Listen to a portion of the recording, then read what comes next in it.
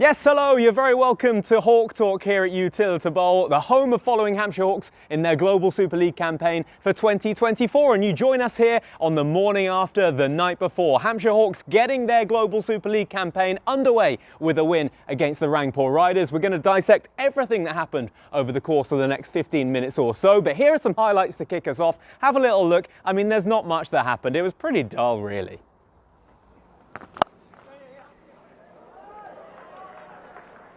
Beautifully played. Oh, absolutely. Top 5 positions. 50 up, Shan Masood. Different type of innings. Had to, of course, absorb pressure. Might get a fifer, yes he does. Career best figures for Chappelle. Oh, yes. Managed to get that breakthrough. Good catch there. Oh, straight into his hands. Liam Dawson, you said he'd come into it, and he has. I might want to bring him back in. Now then. Big appeal and given. Well, it's a double strike. Always in the game. Oh, he's knocked him over. The skipper stands up when Hampshire need it, and they are still in this. How are they still in this? It should only be one. He's going to have to try to come back for 2. It's a fumble. They do come back for 2. We are going to get a super over. We are going to have a super over. Oh, it's out of here. That is big. Kushtil gets it over extra cover.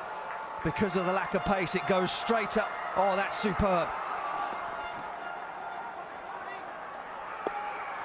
Run out, coming back for the 3rd. Oh, boom, that is out of here. My goodness me. Easy as that. First ball out of the park. That's more like it. That's where he wanted it. And he picks up a wicket. Oh, that's it. He's done it. You little beauty. Liam Dawson.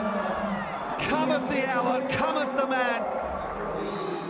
He wanted to be out there. You couldn't keep him out of that 3 that were going to bat to try to take it down in the super over. Zach Chappell cannot believe it. 6 wickets on the night. He's going to end up on... Well, if the rest of the Global Super League is anything to go by on last night, we're going to be completely exhausted when it comes to the end of the tournament, and we're all going to need a holiday. But a very good evening major for the Hawks, and to dissect it all, we have Matt Funnell, team analyst once again, and also Scott Currie, who it's nice to see. Lovely to see you, but we would be liking to see you in shorts and a t-shirt out in Guyana. But you've done yourself a mischief. Explain all. Oh no, it's good to be here. Firstly, thanks for having me.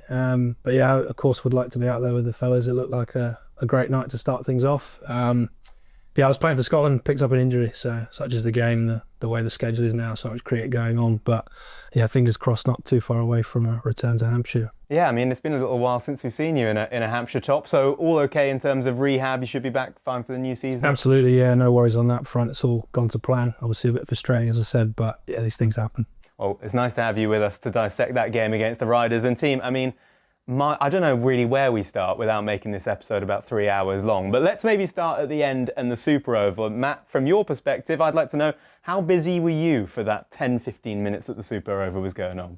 Yeah, it was all a little bit hectic, wasn't it? Even just watching. But no, yeah, obviously a great fight back from the lads. It wasn't the biggest total in the world, but we knew with the conditions out there, we could definitely defend it with the spinners we've got. So yeah, really good fight back. Real good class from Foz in the last over, and then did the job in the super over. Completely and utterly bonkers, wasn't it? So scores level at 132 apiece, and then we go into that super over. And at that point, from an analyst point of view, did you have any say as to who bowls the super over, who the batters are, or is that all worked out internally? No, I think Scott will be able to tell you that a lot of people talk about it. You don't get them very often, but Woody clearly wanted to step up and take that role, take the senior role there, and then you want your big hitters in, you want your Foz and your Dorse, but Shan was in such good nick and he looked better than really anyone else in the whole entire game on that wicket. So I think it was pretty straightforward to send him out with Foz and then Dorse coming in after. Is there much spoken about in terms of premeditating a super over, Scott, or is it you have to also go on feel on that day and occasion and, like you said, who's in form? Yeah, I think the theme generally from my experience, having not played in one but heard people that have been involved in them, you pick your guys on the day who are in form. So you go in with some preconceived idea that this may be where the game ends up, but obviously you play to win outright, of course. But yeah, like Shan obviously held it together brilliantly, so it was a no-brainer, I'd imagine, for him to strap him on again and go back out there. Foz is a given with his power. He hits that first ball out of the ground and suddenly we're winning comfortably, and then he gets out, but that's the game. So the ebbs and flows of that, and then I'm delighted for Dorse to finish it off the way he did, someone who gives so much to this club, and that would have been a great moment for him, no doubt. Yeah, I mean, it was just a roller coaster, wasn't it? Like you said, James Fuller, that first ball that he just nailed for 6. I mean, at the end of the day, getting out second ball, he'd done his job, right, Matt? Yeah, definitely. Like 12 off 6 or 13 off 6 to 7 off 5 is two completely different stories. So yeah, would have been nice for the second one to go as well, but can't always be the case. But yeah, no, definitely did his job there. And how happy will everyone have been for Liam Dawson? I mean, he is the Hampshire man, isn't he? Embroiders everything about this club and stepped up to the plate like we all knew he would. Now, of course, Mr. MVP as he is to the rest of the lads, so yeah, brilliant for Dorse. But I think credit to Woody as well. There'd have been a lot of talk about potentially bowling a spinner there, just with the way that the wickets are and that tournament is. But yeah, it takes good minerals to step up and lead from the front, which I know Woody's been big on since he stepped into that role, and delighted for him as well. Well, we got to the super over because the scores, of course, were tied. Hampshire really bringing that game back from the death, but it was all down to Shan Masood in the first innings, rescuing things for Hampshire. He was the player of the match and spoke to Kevin James afterwards. Well, Shan, what a game in your introduction to playing for Hampshire. Yeah, great debut. What a game. I think there were some great words spoken by the captain, Chris Wood. When we got the run out and they needed 13 of 3, he said, you never know. And he said that we have to fight for every run in this, because in this competition, run rate can come into play. And then James Fuller was brilliant. But I think it was a great team effort. We had a few slips in each department, but I think everyone made up for it in one way or the other. 132 all out. What were you guys thinking there as a total? We thought 135 would be par. And then towards the last 2 overs, when me and James Fuller were batting, I thought we needed 17 runs for 140 and about 23 runs for 145.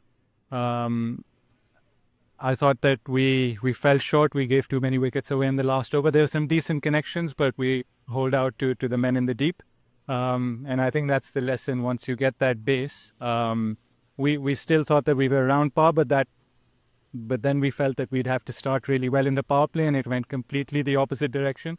I thought they batted really well in the power play, but we always knew that if we get a few wickets, and the 3 wickets up front were kind of the turning point of allowing us to stay in the game. And then obviously when pressure comes in, pressure sets in, funny things happen. Yeah, 56 from 41 for Shan Masood. And Scott, when you sign an overseas player, it is for those big moments and it's for that experience, isn't it? And he showed exactly how good he was last night. Absolutely. The theme throughout was our senior players stood up, and I'm a firm believer you're only ever as good as your senior players, and himself, Woody, Dawson and Danny Briggs as well did the business. So yeah, great for him to come straight in and make an impact. That probably says quite a lot about the environment we've got, where guys can come in and be themselves and play the natural way.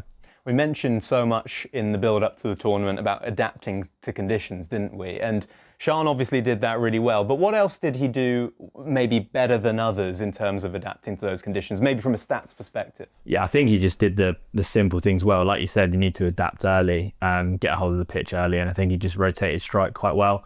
He never really allowed multiple dots to get on top of him, and then when he got the balls to deliver, he hit with a straight bat more often than not, especially earlier in the innings.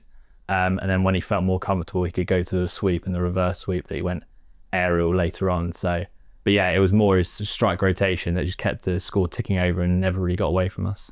He said it's that kind of control that he has, and you will have played a lot against him, I assume, in previous seasons. What's he like to bowl at? Yeah, tricky. He's not someone, certainly in the shorter format, who takes your breath away with his power or brute force, but he's an architect. He picks you apart, he rotates well, He's a very intelligent man as well. You know, he knows his game inside out, and he will have well over, I think it's 180 odd T20 games under his belt. So he knows better than anyone how to play those roles. And having spoken to the guys before they left, that's exactly the role they would have wanted him to play. And it's great that he's done that at the first chance. And Hampshire defending a low total. There's something that felt quite poetic about Hampshire doing that with the likes of Danny Briggs, Liam Dawson, Chris Wood all on the side. It kind of felt like we were back to 2012 or something like that. We just needed Michael Bates to be behind the stumps and it would have been a right throwback. But we spoke about spin in the lead up to the tournament. Briggs and Dawson together. What a partnership. That I thought was a prime example of not just batters batting in partnership, but bowlers too. Yeah, definitely. And we also said about how it affected more in different phases. You know, both of them getting a wicket in the power play, Dawes 2 in 2 balls. So that really clawed us back after them getting off to quite a quick start. But yeah, I was imagining that Dawes might go a little bit later on, but held Briggsy back, which was really good. His final over was great as well. But yeah, like Scott said, a lot of experience there. They know what they're doing. And it was high quality spin bowling. Well, you mentioned Briggs and Dawson, 2 experienced spinners. Felix Organ, though, only playing in his 5th T20. He looks like a lot of fun to be around. He looks like literally just like a little kid on that pitch. Absolutely, yeah. Everything you see is what you get with Felix. He's everyone's best mate, and I won't be the only one to say we're all delighted for him to get a game and to get out there. And I thought he did a brilliant job. Easy to fly under the radar in that team with the names we've got in the bowling attack, but to bowl in the power play, you know, and to get through 3 overs at 7s is brilliant, and he did his job excellently, so that shouldn't go missed. And we also saw Sonny Baker as well for the first time in a Hawks shirt. I think everyone, if you were watching that game, as soon as Sonny Baker bowled that first over, everyone's ears pricked up and eyes sort of went to him. What were we talking in terms of speeds, Matt, generally for Sonny Baker? Yeah, the first one wasn't as quick as the rest, but I think it was a bit of a warm-up. Yeah, he broke the 90-mile-an-hour mark. And it was swinging at high pace as well. You know, that first over, it might have gone for a few, but with maybe a slip in or a little bit of extra fortune, that could easily have been 2 wickets for not many. So very promising start for Sonny. I think he might kick himself a little bit with the numbers, but I think he's got a lot to look forward to. Well, that's the difficult thing. You will have been there, Scott, right? When you were right at the very start of your career, and you know, I know his first over was expensive, but you've then got to weigh that up with, well, it was a great first over. It just, a couple of edges went for 4, right? Absolutely, that's the game, isn't it? You know, I'm sure there'd have been a few nerves. It's his first game at a new club, his first game in a long time anyway. And he's not the most experienced, he'd be the first to admit that. But I'm sure Pop and the coaching staff will take great promise from the fact he's let it go, he's bowled quickly and got the ball down there. And if his opportunities keep coming, he'll continue to grow. So I wouldn't be alarmed by that. It's also nice when you don't have a great day yourself to win the game and being a winner team. So yeah, he'll take a lot from that, I'm sure. Yeah, it looks like a lot of fun to be around. I think we're all going to have eyes on him over the course of the next couple of weeks. I want to talk about Ali Orr as well. Nice to see him back in a Hampshire shirt. Of course, we saw him at the start of the year playing his first season for the club, and then he had that broken arm. What was the reasoning behind him going to the top of the order? Well, yeah, I think his stats, albeit quite a small sample size early on in his career, they speak for themselves. Like, he strikes at high rates, can get us off to a flyer. It was obviously slightly tricky last night, so he wasn't able to do that as much as he would have wanted to, but it was good to get a few out the middle for him, and hopefully that kicks him on for the rest of the tournament. And he's gone a bit do you remember Hamish Marshall, the old New Zealand cricketer? He's gone a bit that. He likes to call himself Andre Pirlo without the beard, but that'll be the same. We'll say this. See a bit of that. Let's move things on then. So, given that win, it felt like Hampshire won ugly last night, if we're being honest. You know, at many stages we thought maybe that they were out of the game. What does a win like that do for a side's confidence when you win, when you maybe shouldn't have? Yeah, it was a bit of Hawks heritage about that, wasn't there? We're quite good at that. That's a big trait, massive trait to have. And there'd been a lot of nerves, a lot of anticipation going into a new comp.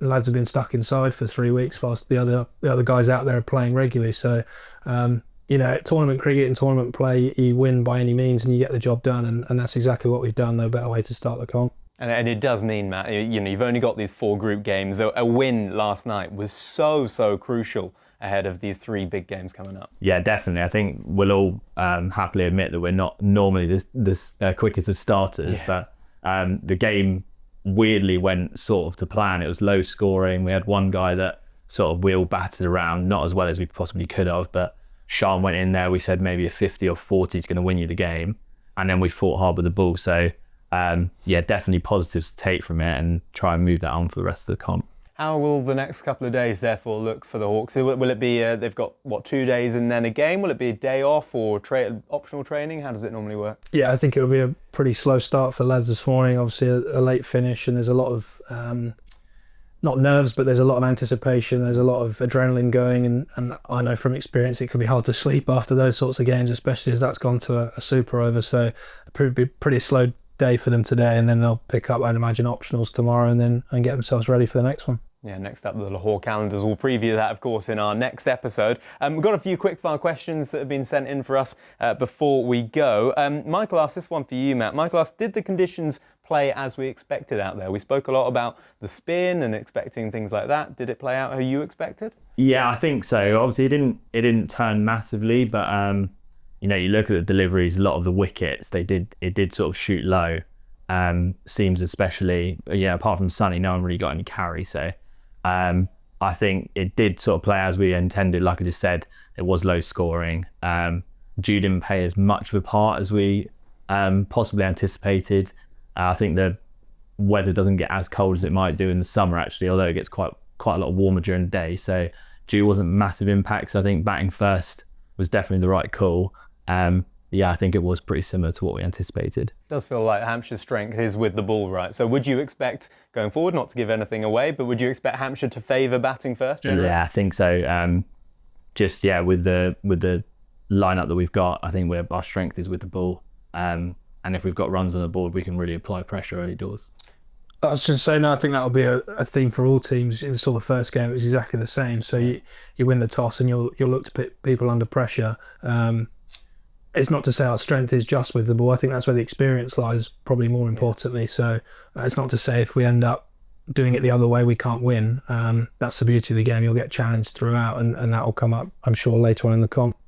Abdul would like to know, Scott, do you have to change your fielding technique when fielding under lights?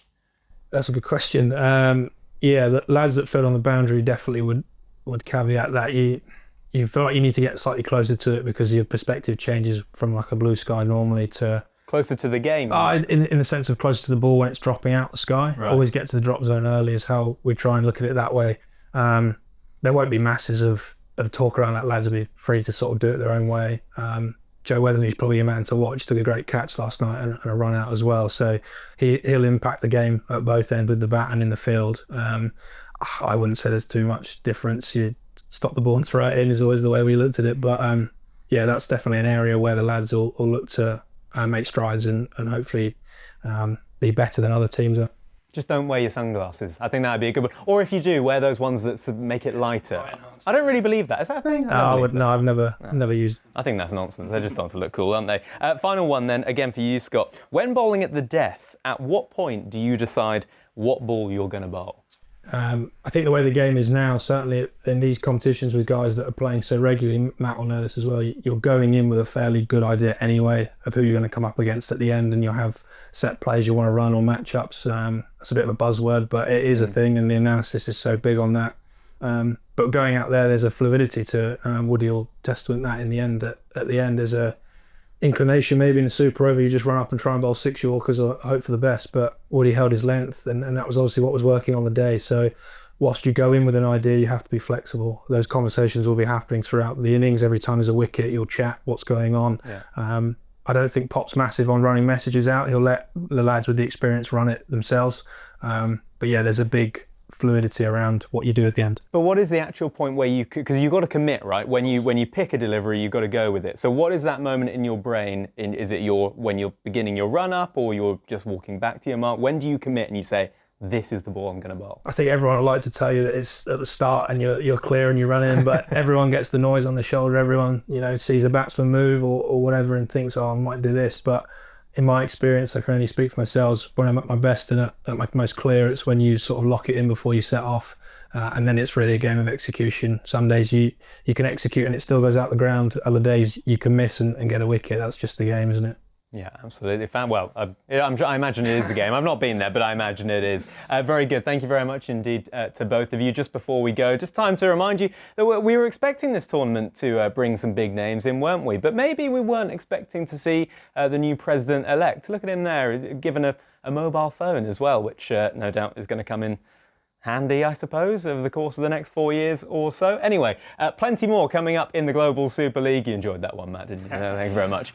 Plenty more coming up over the course of the next few days or so. Don't forget, Lahore Calendar's next up for the Hawks. That is a 2 o'clock start in the afternoon on Saturday, so we'll have the preview for you coming in your feeds tomorrow with, again, Scott and with Matt. So remember to subscribe on YouTube, and we'll speak tomorrow.